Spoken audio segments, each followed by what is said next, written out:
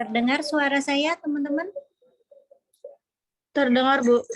Oke, kalau gitu bismillahirrahmanirrahim. Assalamualaikum warahmatullahi wabarakatuh. Selamat siang, teman-teman. Semoga selalu dalam keadaan sehat ya. Salam sejahtera untuk kita semua.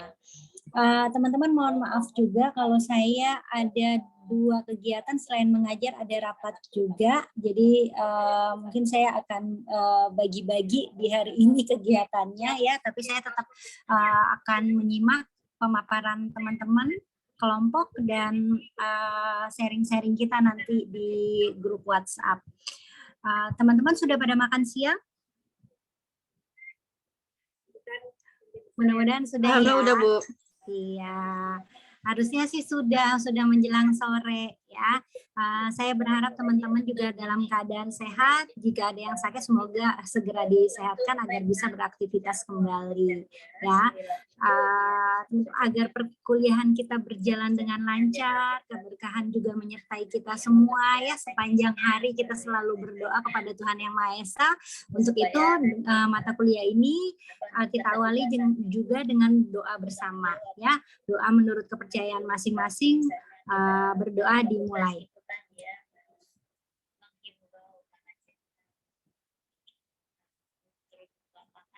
Berdoa selesai. Oke, tanpa berlama-lama saya serahkan perkuliahan ini kepada kelompok 6. Untuk kelompok 6 disilakan.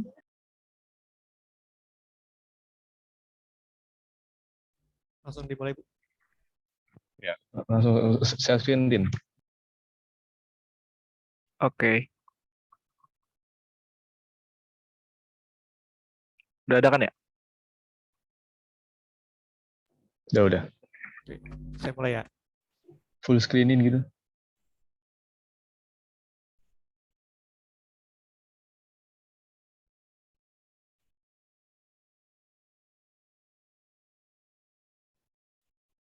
Assalamualaikum warahmatullahi wabarakatuh. Selamat siang menjelang sore semuanya. Perkenalkan, nama saya Rangga Purta Prasetya. Saya perwakilan dari kelompok 7. Saya selaku moderator untuk presentasi kelompok 6 pada hari ini. Oke, langsung saja pada kelompok 6. Oke, terima kasih. Dipersilakan. Ya, langsung mulai, Dik. Assalamualaikum warahmatullahi wabarakatuh. Apakah suara saya terdengar? Waalaikumsalam warahmatullahi wabarakatuh. Terdengar, Dik. Baik, kami dari kelompok 6. Sebelumnya terima kasih kepada Ibu Evita dan Rangga ya. Kami dari kelompok 6 ingin mempresentasikan tentang sejarah pendidikan dunia, yaitu Yunani. Jadi sebelum memulai presentasi, saya akan memperkenalkan kelompok 6. Yang pertama ada Dustin Vito, yang kedua ada saya, Diki Nofri Kurniawan, yang ketiga ada Faisal Rafli Alfairus, yang keempat ada Neska Salma Safitri. Lanjut, oke. Pembahasan hari ini ada yang pertama itu ada pendidikan primitif dari tahun 4000 sebelum Masehi, yang kedua ada pendidikan polis Yunani tahun 400 sebelum Masehi, dan yang ketiga ada ahli-ahli pendidik Yunani.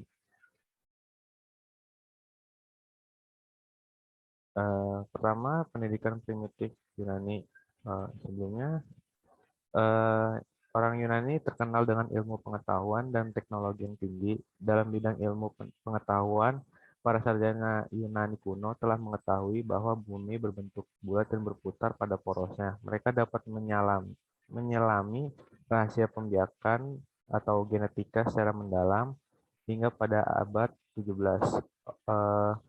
Banyak sekali ahli-ahli Yunani yang terkenal dalam berbagai bidang ilmu di zaman Yunani kuno, antara lain Thales sebagai bapak ilmu alam, Pythagoras ahli matematika, Demokritus sebagai ahli atom, Hippocrates sebagai bapak kedokteran, dan lain-lain.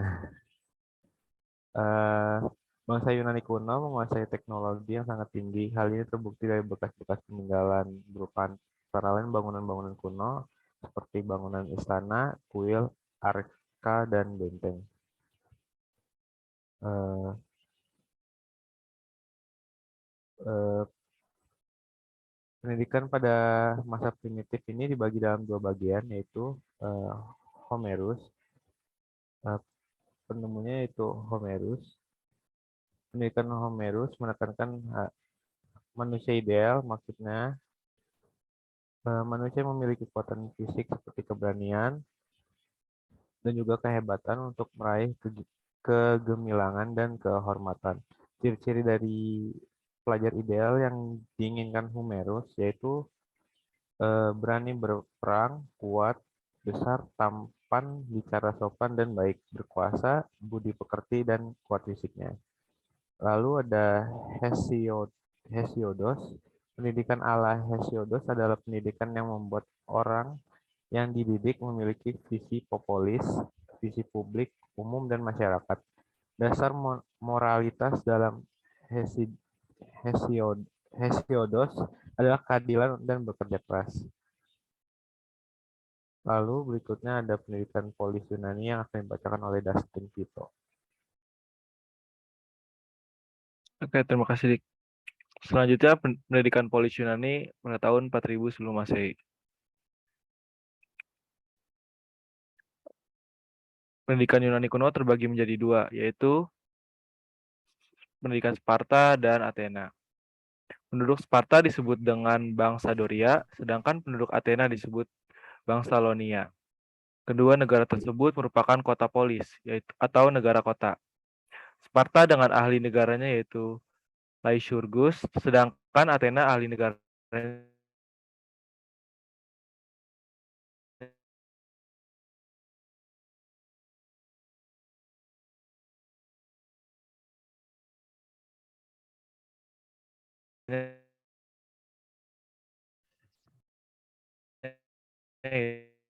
itu Solon. Pada kedua negara tersebut terdapat perbedaan dalam dasar tujuan pelaksana di dasar, dan yang kedua, tujuan pendidikan adalah membentuk warga negara yang siap membela negara atau membentuk tentara yang gagah berani. Terus ciri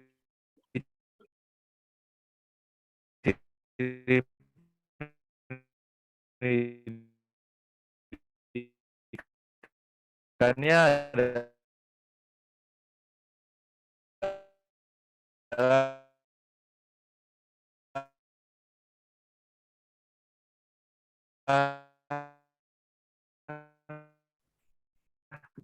Maaf, pertama Dustin.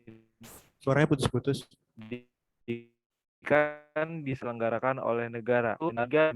Pada pendidikan Sparta ini dari mana ya? Kayak jaringan gue nggak stabil. Sebentar. Tes. Ya udah. Udah. Tadi dari sampai mana ya? Kalau gue tahu. Perbedaan antara pendidikan dua ini. Oke. Berarti pendidikan Sparta ini ada dua asas. Yang pertama ada anak milik negara, dan yang kedua tujuan pendidikan adalah membentuk warga negara yang siap membela negara atau membentuk tentara yang gagah dan berani. Ciri-ciri pendidikan Sparta itu yang pertama ada pendidikan diselenggarakan oleh negara, dan yang kedua pendidikan diperuntukkan hanya warga negara yang merdeka, bukan budak. Dan yang ketiga lebih mengutamakan pendidikan jasmani. Pelaksanaan pendidikan Sparta yaitu anak-anak dibiasakan menahan lapar.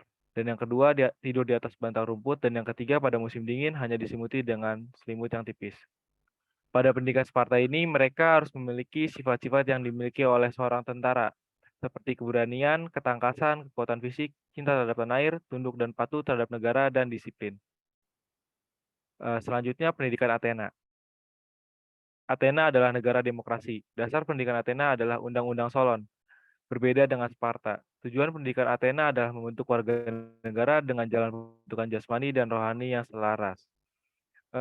Ciri-ciri pendidikan Athena adalah yang pertama, pendidikan diselenggarakan oleh keluarga dan sekolah. Kedua, pendidikan diselenggarakan bagi seluruh warga negara atau bebas. Materi atau bahan ajar pendidikan Athena itu terbagi atas dua bagian. Yang pertama, gimnastis untuk membentuk pembentukan jasmani. pendidikan jasmani diberikan di Palembang Lembing, dan asas yang kedua atau bahan ajar yang kedua itu muzis. Muzis dilakukan untuk pembentukan rohani dengan membaca, menulis, berhitung, bernyanyi, dan musik. Dalam pembentukan muzis akan dipelajari artes liberales atau seni bebas. Untuk slide selanjutnya akan dijelaskan oleh Faisal. Oke, yang selanjutnya ini ya Pak. Yang selanjutnya tokoh-tokoh pendidik Yunani, ahli-ahlinya. Habis itu yang pertama itu Pitagoras, dia itu kayak tokoh matematika kan. Tujuan pendidikan menurut Pitagoras itu membentuk ada suara kan? Membentuk manusia susila dan beragama. Cita-citanya sebenarnya ada 4, tapi di sini hanya ada 4 benar. Yang pertama, hanya jiwa yang berharga bukan badan. Yang kedua, jiwa berasal dari dewa-dewa dan hidup terus jika badan telah mati. Yang ketiga, sejak kecil manusia mempunyai kecenderungan untuk berbuat jahat. Pendidikan harus membawa manusia ke arah kesempurnaan. Yang keempat, kesempurnaan adalah kebajikan, yaitu keselarasan antara jiwa dan raga, harmoni dalam hubungan antar manusia, harmoni pula dalam negara. Nah, untuk melaksanakan 4 cita-cita tersebut, si Pitagoras mendirikan sebuah lembaga dengan nama Lembaga Pitagoras. Anggotanya hidup bersama-sama dan patuh pada aturan-aturan tertentu. Lembaga Pitagoras ini terbagi menjadi 3 bagian. Bagian pertama terdiri dari calon-calon anggota dalam masa percobaan 3 tahun. Selama itu mereka yang 3 tahun ini harus dapat mengatasi penderitaan-penderitaan dan harus membuktikan kesanggupan dalam menempuh jalan hidup yang soleh, yang kebajikan lah. Terus bagian kedua merupakan lanjutan dari bagian pertama, tapi masih diasingkan dari anggota-anggota penuh dan mendapat ajaran dari Pitagoras sendiri. Yang ketiga, bagian ketiga terdiri dari anggota-anggota yang dianggap udah cukup memenuhi syarat, mendapat hak dan kepercayaan yang penuh dari Pitagoras. Mereka mendapat ajaran dari Pitagoras sendiri sesuai yang kayak bagian kedua. Pitagoras berpendapat bahwa ia percaya bahwa angka bukan unsur seperti udara dan air, yang merupakan prinsip semua benda. Modifikasi angka sedemikian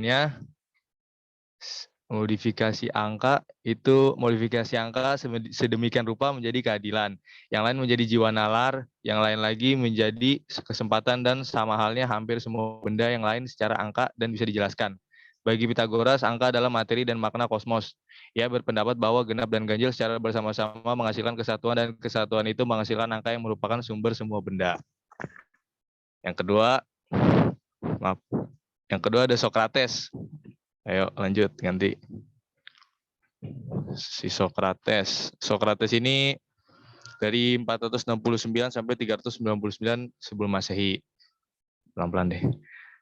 Sokrates merupakan tokoh yang melawan ajaran sofisme. Ia berpendapat bahwa yang menjadi ukuran segala-segalanya bukan manusia, melainkan ketuhanan, yaitu teosentris. Berlawanan dengan Pitagoras, Sokrates percaya bahwa manusia mempunyai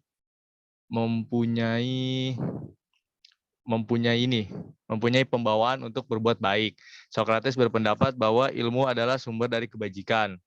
Oleh karena itu, ia dianggap perintis kaum filantropin. Filantropin itu cinta pada sesama manusia. Dalam pelaksanaan pembelajaran, Sokrates melakukan dialog, percakapan, dan tanya jawab dengan masyarakat di jalan, di taman, di pasar. Sokrates selalu mengajarkan bahwa manusia itu berpengetahuan hanya dalam sangkanya saja gitu. Dalam sangkanya si Sokrates ini saja. Padahal sebenarnya mereka tidak tahu apa-apa. Dengan begitu, maka pada diri manusia itu tumbuh keinginan untuk mengetahui yang sebenarnya. Dengan jalan induksi, mereka dibawa kepada ilmu yang sebenarnya. Sokrates sangat banyak memiliki jasa, terutama dalam pendidikan. Yang pertama, pelopor dari ilmu kesusilaan. Ia berpendapat bahwa filsafat merupakan alat untuk mencapai kebijakan. Yang kedua, sebagai pelopor dari ilmu mengenai pengertian-pengertian, ia berusaha selalu mencari hakikat dari benda-benda, yakni pengertian-pengertian. Yang ketiga, Pythagoras dan Socrates adalah peletak dasar pedagogik moral. Pada akhir hidupnya, Socrates dijatuhi hukuman minum racun oleh hakim. Apabila ia tidak bersedia menarik kembali ajarannya, Socrates dianggap telah merusak akhlak pemuda dan difitnah oleh kaum sofis telah mengajarkan dewa-dewa baru dan membelakangi dewa-dewa resmi. Selanjutnya Nesya.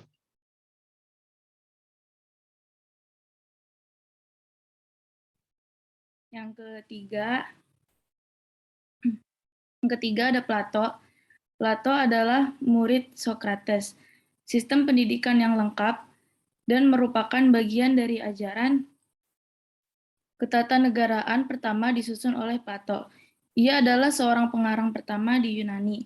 Tujuan pendidikan menurut Plato adalah membentuk warga secara teoritis dan praktis. Setiap manusia bertugas untuk mengabdikan kepentingannya kepada kepentingan negara.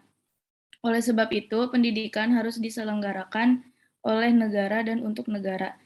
Dengan prinsip tersebut, Plato disebut sebagai pencipta pendidikan sosial.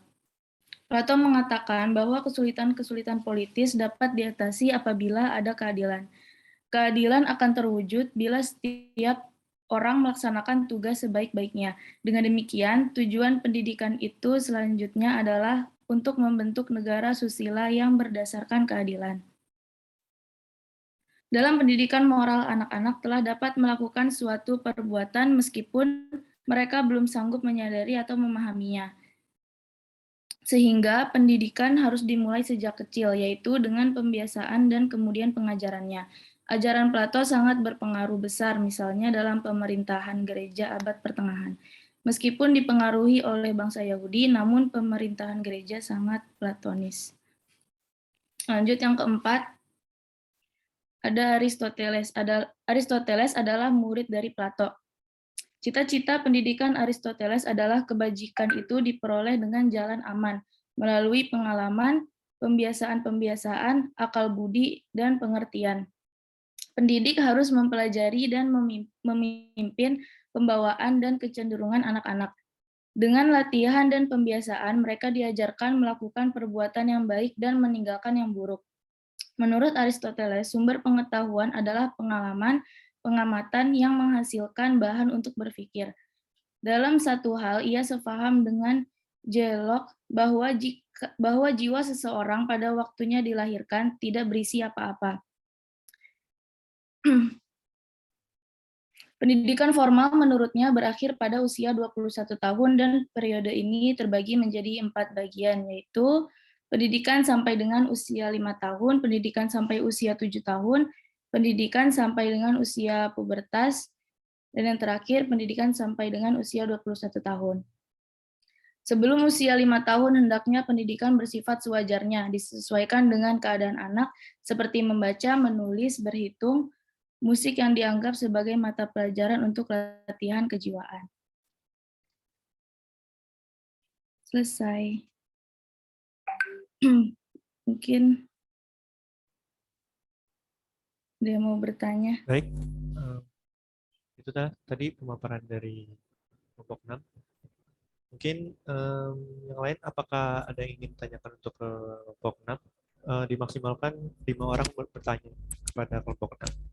Silakan memenuhi chatnya ya. Maksimal 5 orang kelompok. Maksimal 5 orang. Iya Bu tadi. Oke. Ayo teman-teman kelompok disegerakan untuk bertanya.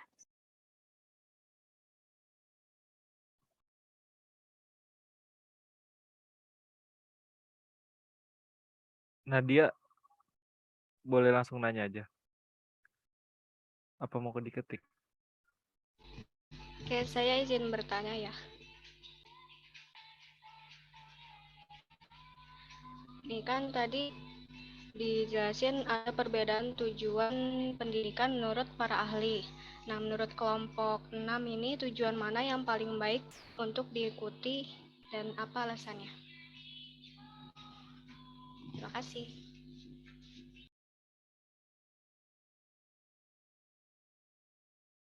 Makasih Nadia. Lanjut aja Siska kalau mau. Iya. Nggak ngaruh lah. Oke. Izin bertanya ya. Maksud dari pembentukan jasmani dan rohani yang selaras itu apa? Dan sebutkan contohnya. Terima kasih.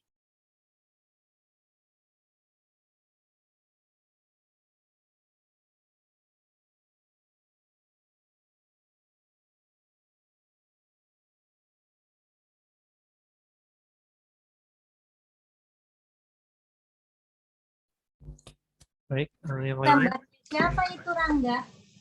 Kenapa Ibu? Gambarnya siapa itu?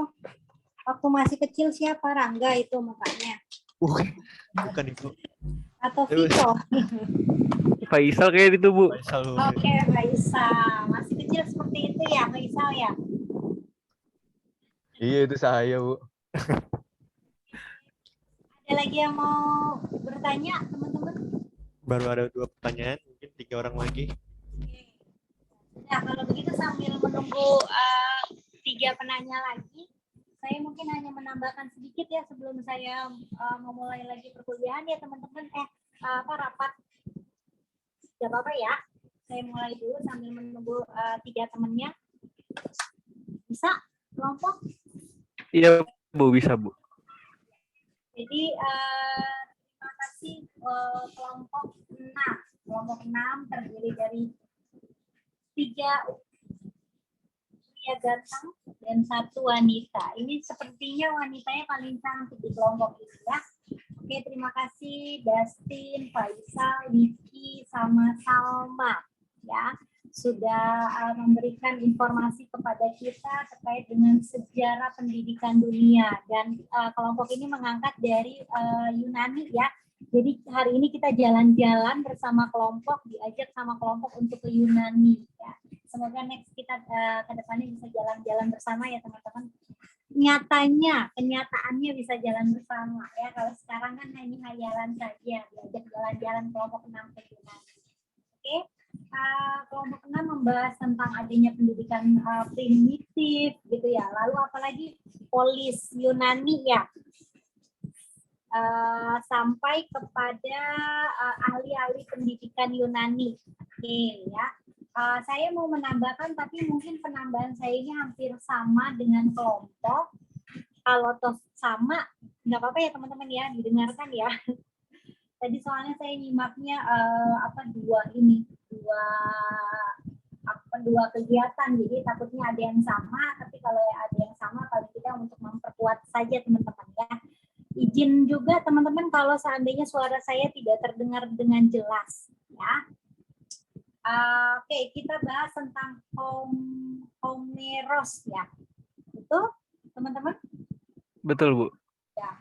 Homeros itu kan teman-teman tahu kelompok juga sudah dipaparkan ya. Ini satu di antara penyair Yunani ya. Penyair kan ya? Homeros itu. Ada yang tahu? Betul kan? Ada yang tahu ya? Penyair Yunani kuno yang paling terkenal. Di masanya ya. Bagi orang Yunani klasik, karya-karyanya beliau ini teman-teman amatlah berpengaruh ya. Sekitar berapa Masehi itu kelompok 700-an ya, sekitar 700 benar nggak sih ya 700 Masehi pada periode periode arkaik di daerah Yunani tersebut gitu kan ya. Nah, bahkan Homeros itu coba deh kelompok slide yang Homeros deh ditampilkan deh.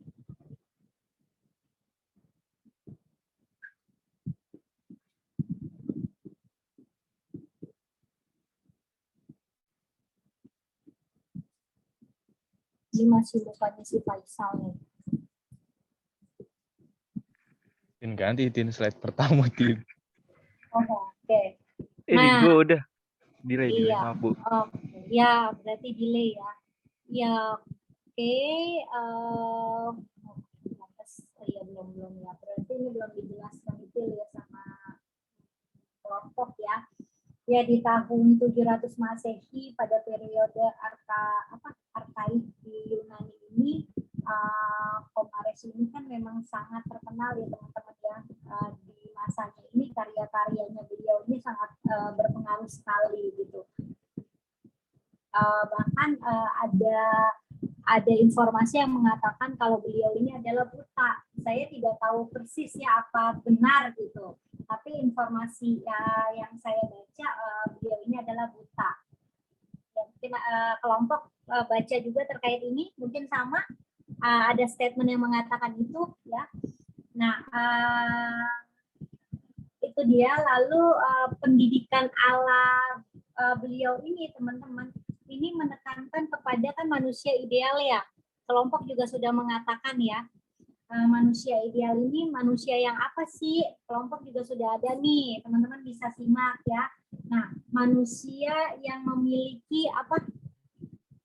Sini ada tidak? Oke, memiliki apa? Kelompok tahu tidak?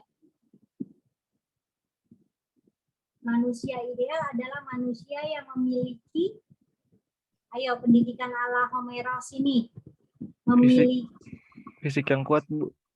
Memiliki RT ya. RT itu adalah memiliki kekuatan fisik ya kan. Fisik yang kuat tadi Vito mengatakan ya, yang berani. Ada kan di situ berani? Nah, kalau di sini tidak ada berani ya. Yang jelas sama aja sih, berperang itu kan berarti ya berani berperang ya. Lalu apalagi ya? Selain fisik yang kuat, dia berani berperang. Kalau kelompok mengatakan beraninya dalam segi apapun ya teman-teman. Nah, beliau ini juga kehebatannya ini untuk meraih kehormatan, kegemilangan gitu loh. Kan di sini juga ada ya kelompok mengatakan ya kegemilangan dan kehormatan.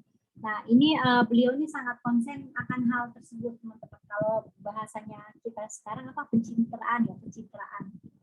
Nah, apa sih tujuannya ini, teman-teman? Tujuan dari pendidikan ala beliau ini, teman-teman? Teman-teman kelompok di sini ada tujuannya?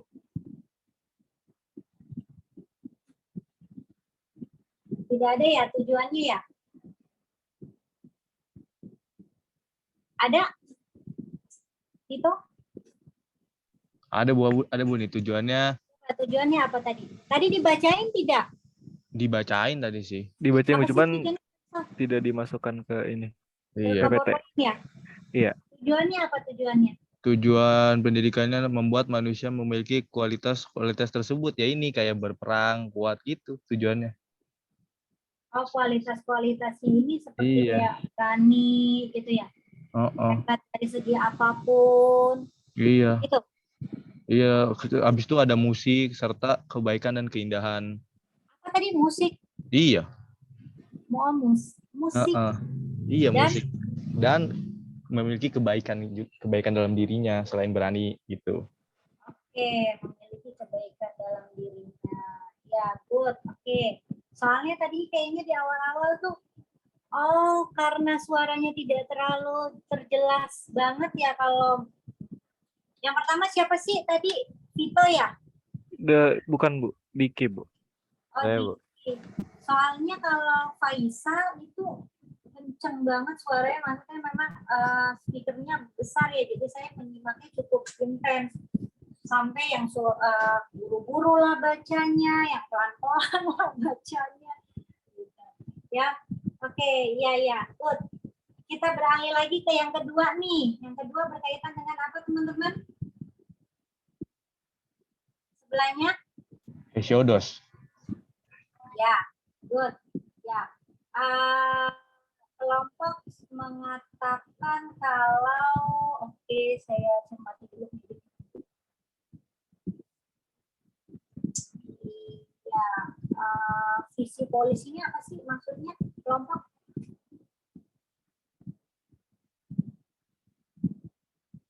Visi polisinya apa? Visi polis apa polisi sebenarnya? Polis kali ya? Tipe ya ini ya? Iya Bu, tipe itu pokoknya dua biji kayaknya itu. Ya, polis ya. Visi polis itu benar nih, visi publik, umum, dan masyarakat. Ya. Lalu beliau itu memiliki pandangan yang berbeda ya pastinya ya dengan yang Komoros ya. Mengenai apa berbedanya kelompok? Kelompok pasti udah hatam kalau saya tanya. Mengenai apa? Apa? Jawab Dik. Ya, apa? Iki, Bu. apa sih kok jadi saya kelibet ya? Homeresos itu dengan beliau itu kan ada perbedaan nih. Beliau tidak berpendapat dengan Homeros ini. Nah, perbedaannya di mana? Yang membedakannya itu dari segi mananya? Dari keinginan masing-masing sih, Bu. Jadi menurut Homeros itu pelajaran ideal itu yang diinginkan oleh Homeros itu yang berani berperang, kuat, besar, tampan, dan bicara yang sopan itu ada di bagian bawah. Lalu untuk Hesiodos itu ya lebih ke arah moralitas sih, Bu, sama keadilan dan kerja keras. Oke, jadi beliau ini lebih memaknai kerja keras gitu ya, penghayatan gitu ya, penghayatannya, kerja kerasnya ini ditonjolkan ya oleh beliau. Oke, jadi kalau ke beliau ini tuh lebih mengarah kepada masyarakat atau rakyat jelata, betul ya, kelompok ya. Kalau saya salah tolong diinfokan ya. Nah, beliau juga konsen kepada setiap orang, jadi per individunya itu konsen. Jadi beliau tuh lebih kepada ya apa ya, memanusiakan manusia lah, gitu, teman-teman ya. Nah, kerja keras ini sangat dihargai oleh beliau ya, oleh Hesiodos ya. Nah, tujuannya dari Hesiodos itu apa, kelompok?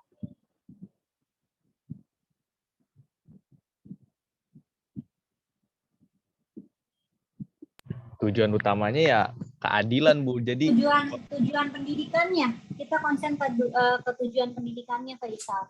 Oh, tujuan pendidikannya ini ya Pak.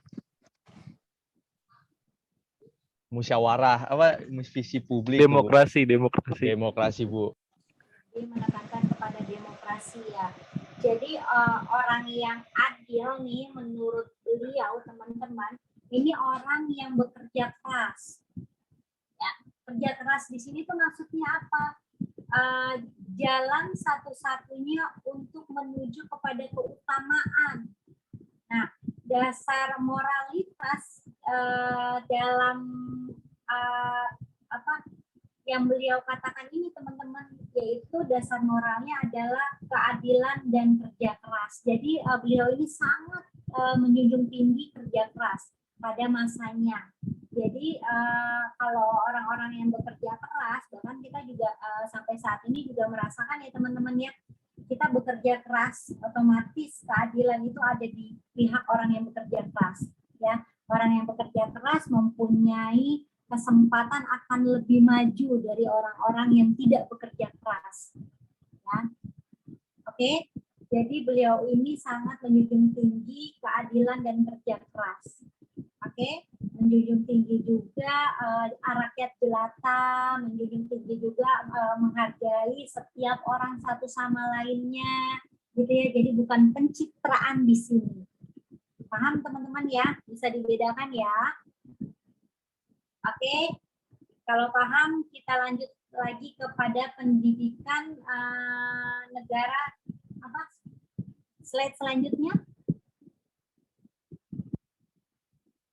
Partai. Nah, oke, good. Ini kan hanya pada kaum atau warga negara yang merdeka. Dalam artian yang merdeka di sini,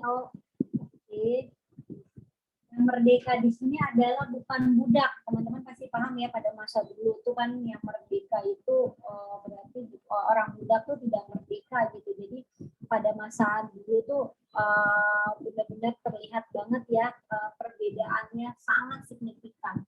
Ya. Alhamdulillah kita tidak berada di masa itu ya teman-teman, berada di masa sekarang yang semuanya serba saling menghargai satu dengan yang lainnya. Nah, pendidikan di strata ini diutamakan untuk apa teman-teman? Di sini sudah dijelaskan ya, pendidikan jasmani. Oh, ada tidak? Oke, oh ini militerisasi ya, militer ini kan lebih kepada fisik ya teman-teman ya. Jadi jasmani ya. Dan di strata ini sistem pendidikannya itu asrama ya, asrama yang diterapkan bagi anak-anak yang telah mencapai usia 7 tahun ke atas. Betul ya kelompok ya? Sama Iya Bu, tidak? betul Bu, 7 tahun ke atas. Tujuan pendidikannya apa nih teman-teman kelompok strata ini teman-teman? Supaya mereka bisa tangkas dalam perang gitu Bu. Ya, jadi untuk membentuk pasukan tentara pembela negara yang gagah berani, itu yang difokuskan. Makanya diarahkan kepada tadi temannya mengatakan fisik ya atau jasmani. Ya, karena akan membentuk pasukan tentara membela negara nih teman-teman. Dan nggak sembarangan, yang harus gagah berani di sini. Yang sekiranya ya agak takut-takut, beraninya tuh hanya 70%, nggak akan bisa masuk ke dalam pasukan tentara ini ya. Nah, cara yang digunakan dalam pembentukan karakter ini teman-teman, ini dengan membiasakan anak-anak untuk menahan lapar gitu ya, untuk menahan tidur, bahkan tidurnya pun juga tidak seperti kita saat ini di kasur ya. Mereka tuh tidurnya di tempat yang tidak nyaman, bisa saja di bebatuan, di zaman dulu mungkin tidak ada keramik ya, di rumput-rumput gitu ya, atau dimanapun yang bikin tidak nyaman gitu. Nah, pada saat musim dingin pun juga kalau kita jalan-jalan ke luar negeri lagi musim dingin, kita persiapkan untuk pakai mantel yang tebal gitu ya teman-teman ya, yang hangat gitu, bahkan sampai ke mohon maaf ya pakaian dalam kita dicari yang hangat, kaos kaki dan segala macam. Tapi pada masa itu dari kecil sudah dilatih kalau musim dingin tuh ya harus kuat dingin gitu. Jadi fisik banget atau jasmani banget yang ditonjolkan di masa ini. Ya, kita beralih lagi kepada next lagi. Oke, yang di bawahnya pendidikan apa itu kelompok? Pendidikan Athena. Benar ya kelompok ya, ini negara yang demokrasi ya, berbeda banget dengan yang di atas untuk teman-teman yang lain nih di luar dari kelompok. Saya yakin kelompok ini sudah sangat membaca dan paham tentang pendidikan ini ya. Nah, dasar yang dipakai ini kan undang-undang ya Solon. Ini ada nggak sih kelompok menemukan nggak undang-undang ini? Kalau ada siap nanti di grup ya, undang-undang Solon ini. Karena undang-undang Solon ini ya pastinya berbeda dengan strata ya. Nah, tujuan dari pendidikan Athena ini kan untuk membentuk warga negaranya ini sejalan dengan jasmani dan rohani ya. Kelompok juga mengatakan ini. Jadi ini adalah tujuan pendidikan nih teman-teman kelompok. Kalau teman-teman kelompok ini kan mengatakan ya pembentukan jasmani dan rohani selaras. Kalau di atas kan lebih mengutamakan kepada fisik ya. Pokoknya kalau nanti suatu saat ditanya udah bisa membedakan teman-teman ya. Dan ini mudah banget untuk dilihat. Oke, jadi Athena ini rohani dan jasmaninya ini harus bersinergi ya, harus selaras, harus harmonis. Nah, ciri-ciri daripada pendidikan Athena itu apa kelompok? Tadi sudah dijelaskan belum ciri-ciri? Sudah Bu, itu diselenggarainnya di keluarga atau di sekolah Bu. Terus ya, bisa buat seluruh warga, jadi bebas gitu Bu.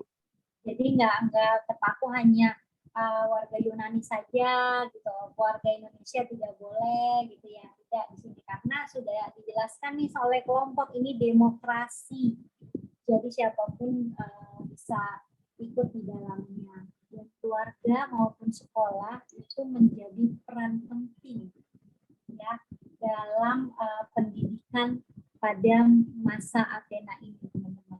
Ya, sama saat ini pun juga seperti itu ya, teman-teman. Yang keluarga itu adalah pendidikan pertama untuk anaknya, ya, lalu sekolah dan lingkungan sekitarnya.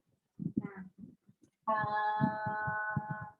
kita beralih lanjut saja dari efisien waktu terkait ahli Yunani.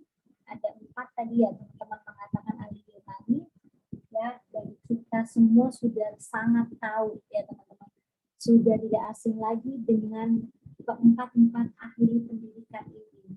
Nah, kalau kelompok mengatakan, mungkin teman-teman kita sama-sama menyimak ya di slide. Oke. Mas jauh banget ya. Ini masa 580 sampai 500 Masehi. Oh, kita waktu itu ada di mana ya? Mungkin waktu itu belum terbentuk kita ya, belum terpikirkan oleh Tuhan Yang Maha Esa gitu, karena ini lama banget ya. Yang pasti teman-teman,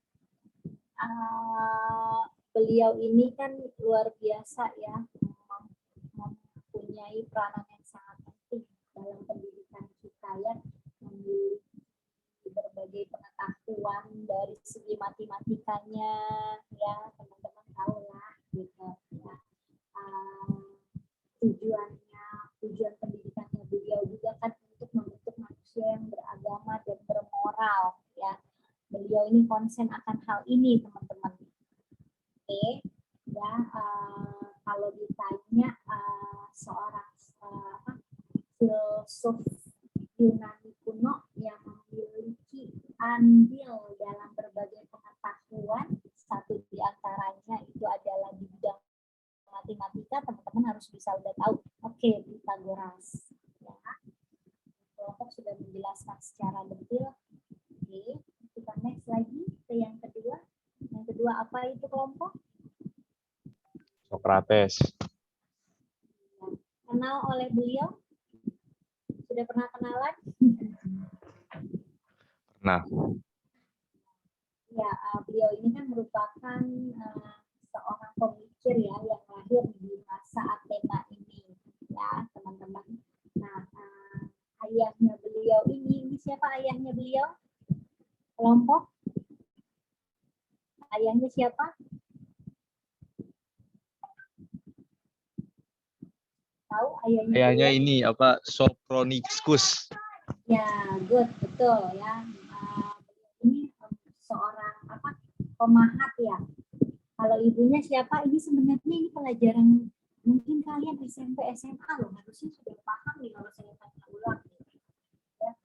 Seorang pemahat, bapaknya, ibunya itu seorang bidan gitu ya. Dan kelompok udah tahu pasti ibunya siapa namanya ya. Nah, mereka ini teman-teman memiliki dasar ya. Dasar apa? Dasar yang diambil oleh beliau ini yaitu proses dialektis, di mana seorang pengajar tidak boleh memasukkan pemikirannya kepada muridnya. Ya. Jadi kebebasan berpikir muridnya ini, teman-teman, ini diharapkan dapat membuat seseorang murid ini menjadi mampu untuk berpikir secara cermat, ya. Lalu dapat memperbaiki pemikirannya sendiri. Jadi beliau ini tidak mau mempengaruhi para peserta didiknya, ya, membebaskan peserta didiknya untuk berpikir dengan maksud agar peserta didiknya ini cermat dalam berpikir, ya, dan dapat memperbaiki pemikirannya sendiri. Itu yang beliau inginkan kepada para didiknya. Makanya beliau itu mengatakan, ayo seorang pengajar ya, jangan membuat jangan mengekang pemikiran peserta didik gitu ya. Oke, next kita lanjut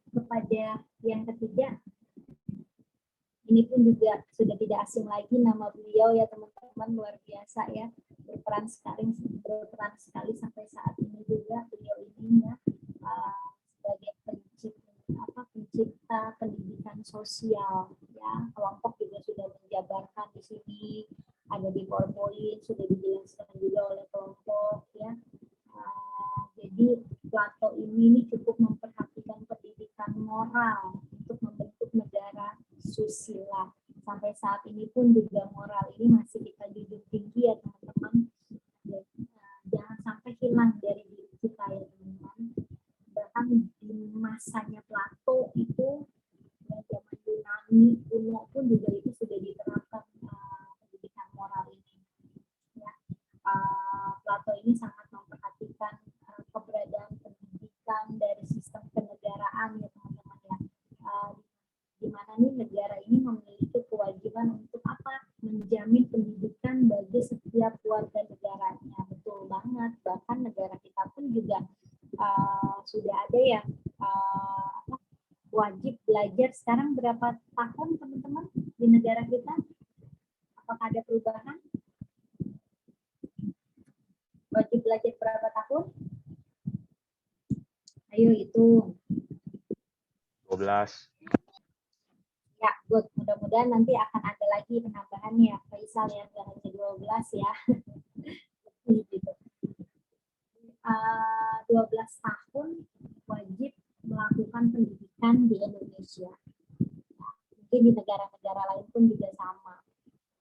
Oke, kita membahas tentang di Indonesia saja. Wajib belajar 12 tahun. Tetapi mengapa masih banyak ya yang belum menempuh pendidikan? Mengapa ya wajib belajar 12 tahun tapi di daerah-daerah ini masih saja pendidikannya ini dipungut biaya? Apalagi kalau tingkat SMK, biayanya lebih besar di daerah. Yang notabene di daerah itu biaya pendidikannya itu lebih murah. Biaya kehidupan sehari-hari kayak makan pun lebih murah. Tapi mengapa mereka tetap dipungut biaya dari SD, SMP, SMA, dan sederajat? Nah, ini yang masih menjadi PR untuk pemerintahan kita ya, bagaimana caranya. Sedangkan di Jakarta pun sudah digratiskan terkait pendidikan ini. Itu ya teman-teman ya. Nanti saya berharap teman-teman di sini ada yang memberikan kebijakan terkait pendidikan, tolong lebih konsen kepada hal-hal ini ya teman-teman. Saya doakan teman-teman bisa menjadi pemangku kepentingan yang luar biasa, super duper hebat untuk Indonesia tercinta ini. Nah, beliau ini pun juga Plato ini ya teman-teman, ini berharap seseorang ini terbebas dari kayak seperti misalnya buta huruf gitu ya. Nah, kalau bisa tuh minimal tahu angka, tahu huruf gitu ya. Jadi jangan banyak ketidaktahunya.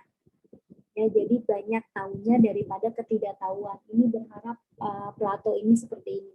Begitu mulianya Plato ya teman-teman ya, memikirkan bangsanya dan bangsa lain untuk hal-hal seperti ini. Dan sampai sekarang kita bisa merasakan kehebatan beliau ya. Jadi saya tuh kalau ngebahas tentang ahli-ahli pendidikan ini tuh ngerasa bangga sama beliau-beliau ini, merasa terharu ya, karena pemikiran beliau yang kita aja tuh belum lahir gitu, kita aja belum tentu dipikirkan ya, tetapi beliau sudah memikirkan sampai sejauh ini.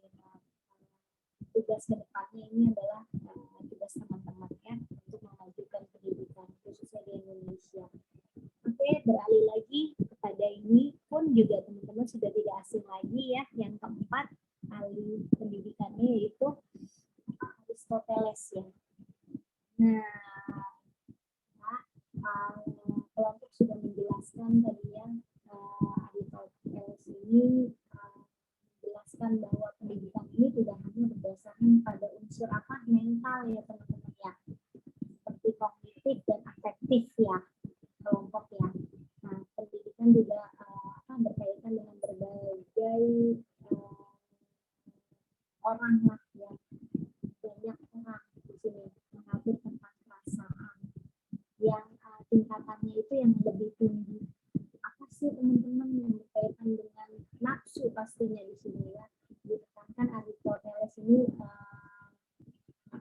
gimana caranya seseorang atau sekelompok orang ini bisa mengkontrol terhadap nafsunya, ya. Aristoteles ini juga membagi proses pendidikan menjadi 4 bagian, ya, yang tadi sudah disebutkan juga sama wanita cantik ya, Mas Salma ya. Salma tadi menjelaskan ada pendidikan sampai usia 5 tahun, benar nggak sih Salma? Terus apalagi berapa? 5, 7 ya? Iya, Bu. Lalu apalagi? Pubertas Sampai ya. pubertas. Usia pubertas Dan yang terakhir sampai dengan usia berapa? 21 tahun. 21 tahun. Nah, di masa-masa tenggang-tenggang usia ini, teman-teman ini kan nafsunya berbeda-beda ya tingkatannya. Jadi Aristoteles ini menekankan terkait dengan hal ini. Nah, mungkin nafsunya anak usia 5 tahun sama anak usia 21 tahun itu berbeda. Nah, ditekankan dan di sini oleh Aristoteles dan dijadikan ilmu pendidikannya. Ada ilmu pendidikannya terkait hal ini, gitu ya. Bagaimana nafsu itu bisa terkontrol, bagaimana kita bisa sampai kepada tahap nafsunya itu tingkat rendah, sedang, bahkan sampai tingkat tinggi. Ini dipelajari oleh Aristoteles. Jadi Aristoteles ini konsen terhadap hal ini, ya. Salah satunya hal ini. Dan beliau ini sama yang konsen kepada dunia pendidikan, menginginkan dunia pendidikan di masa mereka ini sampai dengan nanti di masa akhir dunia ini berada, itu pendidikan itu harus semakin lebih berkembang dan lebih baik, dan kita rasakan itu semua ya teman-teman. Oke, kalau begitu mungkin bincang-bincang kita terkait hal ini sudah saya serahkan kepada kelompok untuk diskusinya. Kelompok disilakan. Terima kasih, Bu. Kuis. Oke, untuk selanjutnya ada kuis dari kelompok 6. Kelompok 6 dipersilakan. Ini kalau bener semua nggak dapat apa-apa ya, jadi jangan berharap.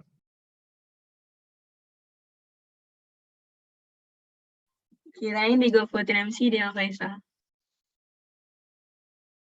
Jangan gitu, Sal. Nggak pada ngerjain. Harusnya bilang ada apa-apa. Ya, abis ini dikasih sesuatu sama Neiska.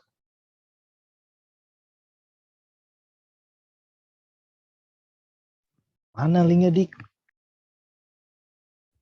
Itu, Dustin.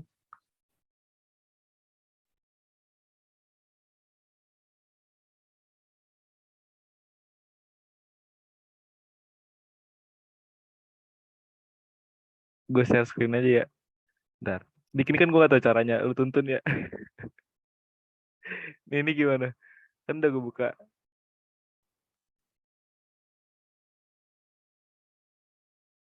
Apa itu, bentar. Udah gue buka link yang tadi yang di grup.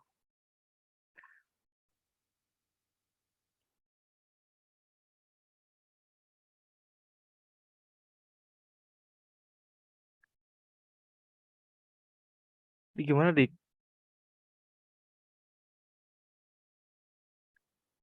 Ada Enggak, di WA.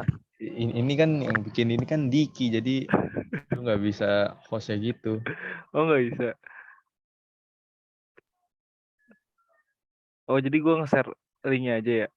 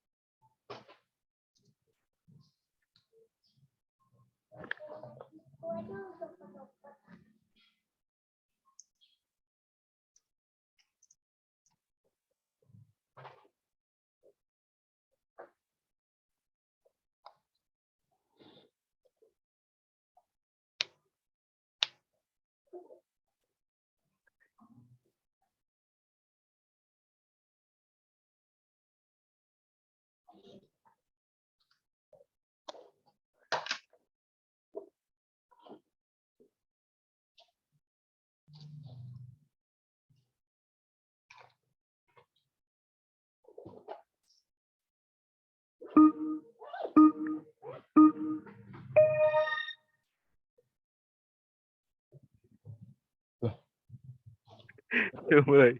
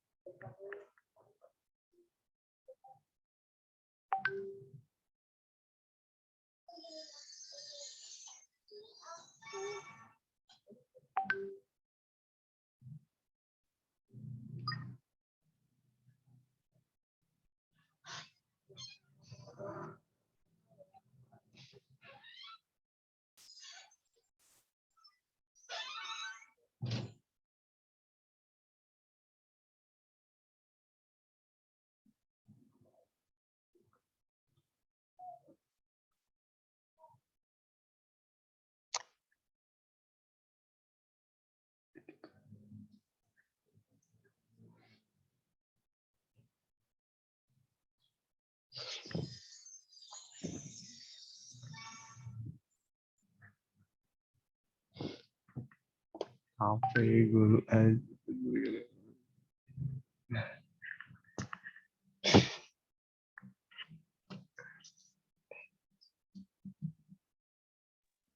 untuk ketahuan hasilnya, kelompok Maaf Bu, belum Bu. Ini mau kuis ulang Bu. Maaf, guys, ada kesalahan teknis. Jadi pakai link yang terbaru ya.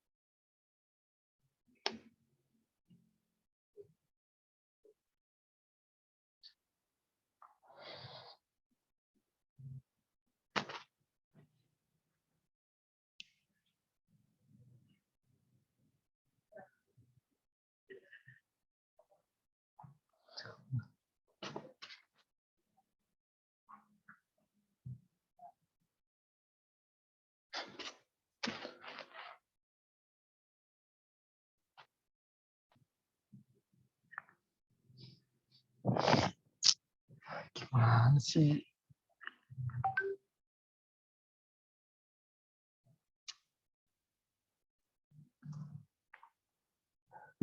Iya, misalnya sinyal ya, apa?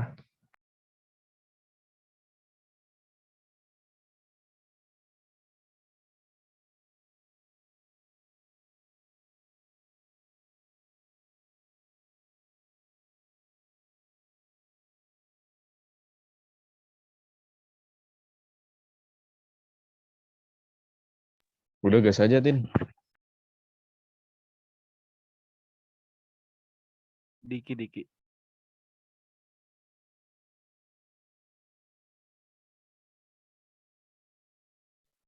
Kan baru 28 mulai aja. Udah 30.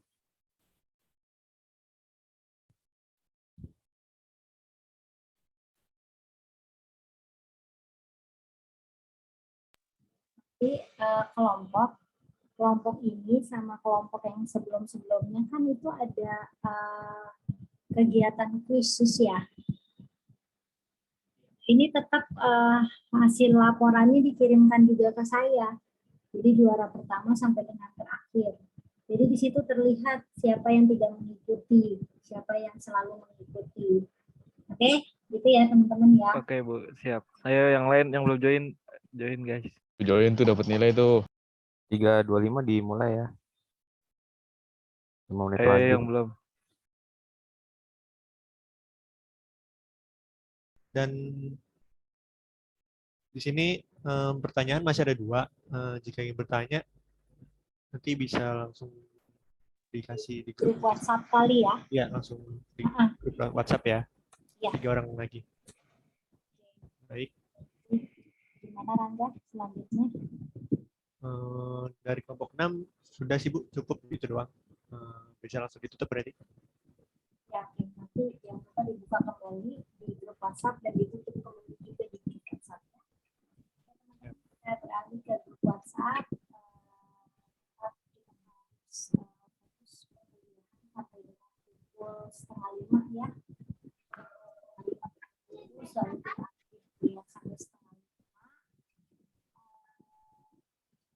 Kalau ada apa-apa informasi terkait hal di luar dari perkuliahan ini, boleh ganti ke saya ya, yang mau diskusi, yang mau berbagi pengalaman terkait materi ini ya, misalnya mendapatkan sumber lain yang di luar dari pembahasan kita, disaringkan di grup WhatsApp teman-teman ya, terkait undang-undang yang tadi, kelompok atau teman-teman yang bisa mendapatkan undang-undang tersebut share juga kepada kita semua ya. Sebelum diakhiri perkuliahan seperti biasa, ritual kita apa teman-teman? Dokumentasi. Ya, kita bergaya pokoknya. Nah, sekarang gaya bebas sebebas-bebasnya. Jadi nggak boleh gaya ganteng dan cantik, tapi gaya bebas sebebas-bebasnya. Oke, siapa moderator pada hari ini? On cam dulu. Saya pikir dari tadi saya sudah on cam. Ternyata saya belum on cam. Fotografernya siapa hari ini? Yang dokumentasi saya, Bu.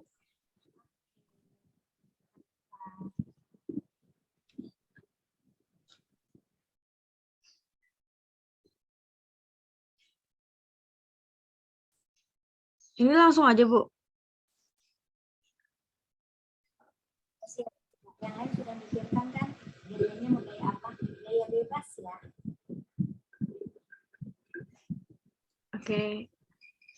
Ada 2 slide ya, teman-teman. Slide pertama, 1, 2, 3. 1, 2. 1, 2. 1, 2, 3. Lagi. 1, 2, 3. Sudah, Bu. Terima kasih semuanya. Rangga, saya suka gayamu Rangga. Oke teman-teman, kita beralih ya ke grup WhatsApp ya. Ibu, saya mau nanya sebentar. Berarti buat leaderboard quiznya nanti saya kirim ke Ibu, Bu. Sama yang kelompok kemarin belum ada laporannya ke saya. Baik, Bu. Terima kasih, Bu.